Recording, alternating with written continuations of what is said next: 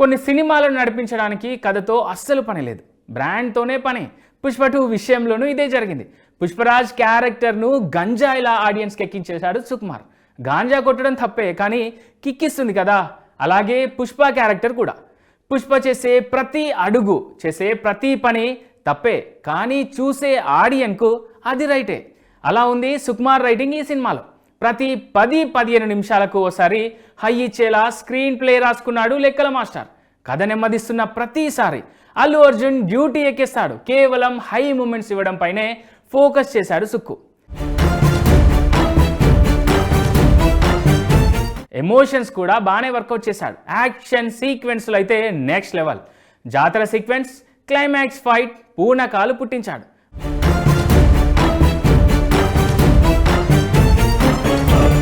First half అంతా బన్నీ ఫహాద్ మధ్య Tom and Jerry game నడుస్తుంది. సెకండ్ హాఫ్ ఎక్కువగా హై ఎమోషన్స్ పై ఫోకస్ చేశాడు సుకుమార్. జాతరలో వచ్చే రష్మిక మందన ఎపిసోడ్లో సుక్కు రైటింగ్ చాలా బాగుంది. ఒక్కటైతే నిజం, పుష్పలో ఉన్నంత కథ ఇందులో లేదు. హై ఇవ్వడమే పనిగా సీన్స్ రాసుకుంటూ వెళ్ళిపోయాడు సుకుమార్. అందులో చాలా వరకు సక్సెస్ కూడా అయ్యాడు. వీక్ సీన్స్ను కూడా తన రైటింగ్స్తో పీక్స్కి తీసుకెళ్లాడు సుకుమార్. అయితే అంతా బాగానే ఉన్నా ఒక్క మైనస్ మాత్రం అలాగే ఉండిపోయింది. సినిమాలో అల్లు అర్జున్ క్యారెక్టర్ తప్ప అందరూ డమ్మినే. బన్నీ కోసం మిగిలిన క్యారెక్టర్స్ను తక్కువ చేశారేమో అనిపించింది. ఎన్నో అంచనాలు పెట్టుకున్న ఫహాద్ ఫాసిల్ పాత్ర చాలా నీరసంగా ముగించారు.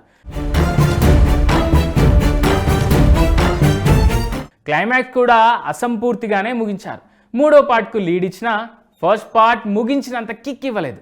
ఫ్యాన్స్ అయితే పూనకాలతో బయటికి వస్తారు. అందులో ఎలాంటి అనుమానాలు లేవు. మామూలు ఆడియన్స్ కూడా పైసా వసూలు సినిమా ఇచ్చాడు సుకుమార్.